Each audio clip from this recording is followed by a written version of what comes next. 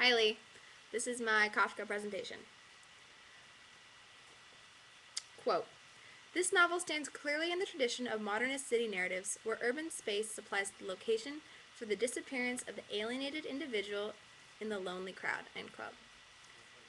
As discussed in the article, The Exploration of the Modern City in the Trial, Prague is perfect for this type of novel because of the city's tragic history, marked by national and social conflicts, is seen as reached into its crooked streets and reflected in its literature, which is filled with bad men, eccentricities, cripples, prostitutes, and pimps. And Kay is the one we see who takes it all in. Kafka makes allusions to the flaneur with the protagonist Kay. However, he also disfigures, parodies, and even reverses its classical understanding. This presentation will discuss Kay's representation of the flaneur and his departure from it in the novel. And all this is described in the article, The Exploration of the Modern City in the Trial by Rolf Goebel, and all of my quotes were taken from him and the trial.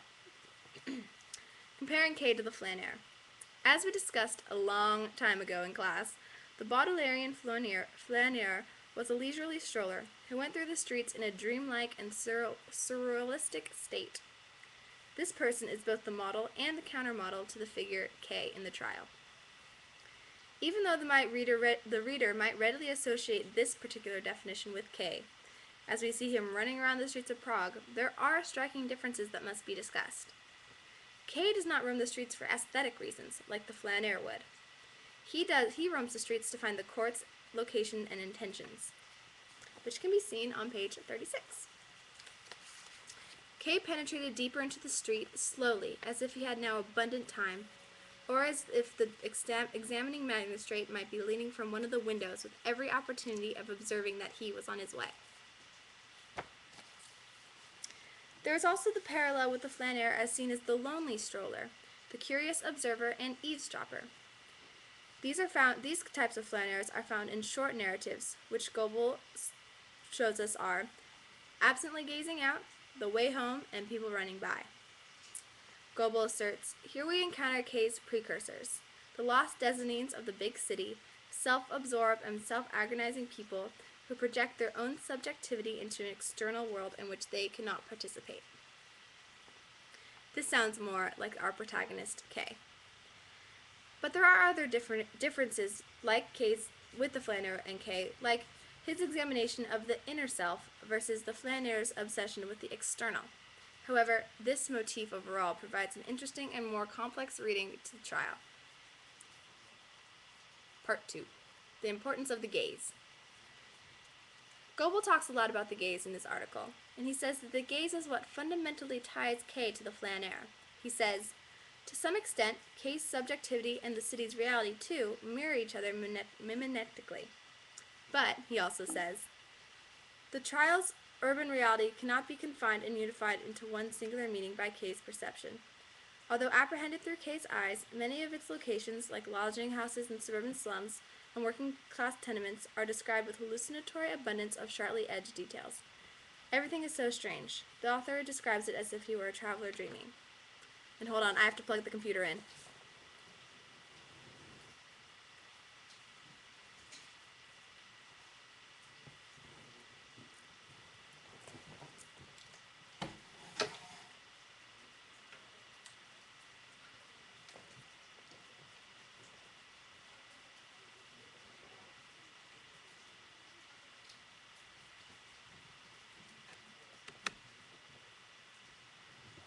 Sorry. Okay, where was I?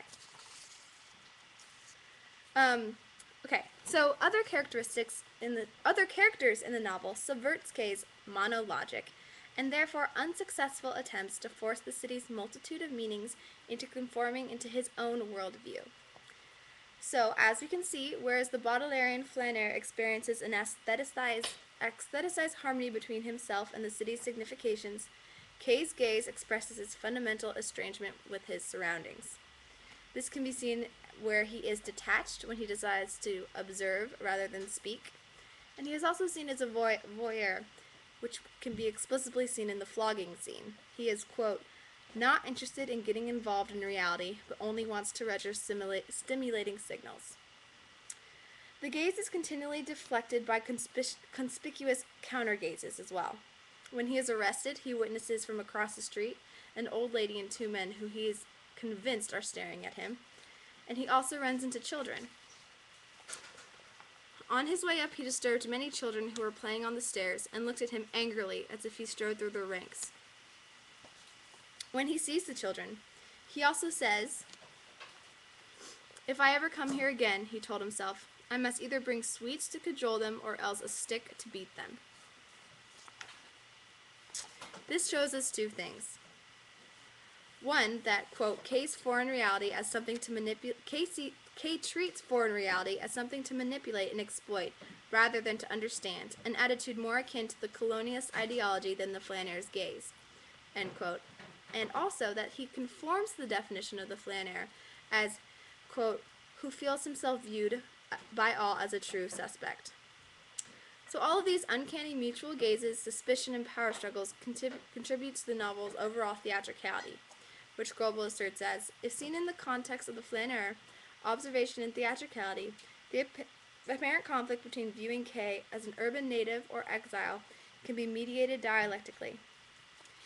Kay is the dislocated stranger in his own phantom-orgasmic hometown, traveling its streets, suburbs, law offices, and dusty attics in frantic search of settlement, justice, legal resolution of a closure that, until his eventual execution, remains forever deferred and denied. Another departure from the flaneur is when Kay feels freedom when the character Block, he assumes, doesn't give him his real name. This is akin to like when a foreigner wouldn't reveal any personal details about himself. This sets him drastically apart from the flaneur, since Baudelaire describes, it is an immense joy to set up house in the teeming streets. And this brings up another thing, that Kay does not even feel at home in the streets, and he doesn't even have a permanent home, and rather lives in a cramped boarding house. However, Kay does display typical flaneur's outward habits, such as his overall public facade and his self-stylization. But more importantly, as Goebel points out to us, he shows us the end of advanced modernity. With the rise of department stores, the habits of the flaneur start to look anachronistic. Goebel shows us that this can be seen in the novel as certain social changes, like for example when Kay decides to walk to his first interrogation and not take the readily available electric train. This only makes sense in light of Kay being a flaneur, in the traditional definition of walking and seeing. But what about the fact that Kay is wandering as a flaneur only takes place in apartments and buildings for the most part? Well, Goebel points out to us that being a flaneur is the art of inhabiting the streets as if they were an interior, so he is not bothered by this, and neither am I. Another departure from the flaneur is when Kay is juxtaposed with another character in the story, which is the Italian businessman. This, as we can see, is a typical flaneur, and he is completely opposite from Kay in the traditional sense. He seems more interested in the city's artistic treasures than Kay. He has more knowledge of the culture's history, and he represents himself as decadent and an aesthetic. He is also a traveler who puts on shining surface of appearances an indulgent lifestyle of aesthetic pleasures above the analytic mindset and bourgeoisie capitalist work mind that dominate Kay, as Goebel shows us. In the final chapters of the book, we learn the lessons of Kay's trial was not an acceptance of guilt, but recognition that his arrogance and selflessness have somehow determined a manipulative involvement in a reality that is so staunch it refuses to be mastered by Kay's moral rectitude, as shown in the article as well. Kay learns that he has to accept the rule of the law and cannot dispel the bad dream of society, which is said by Goebel perfectly in this inescapable negativity is ultimately the reason why Kay must imitate the flaneur's exploratory journey through the urban space without being able to emulate his visual exhilaration, his feeling of being at home in the midst of urban crowds, and his ability to make sense of the kaleidoscope of images he encounters. Ultimately, the flaneure's aesthetic pleasures of enjoying images of urban modernity is not available to Kay.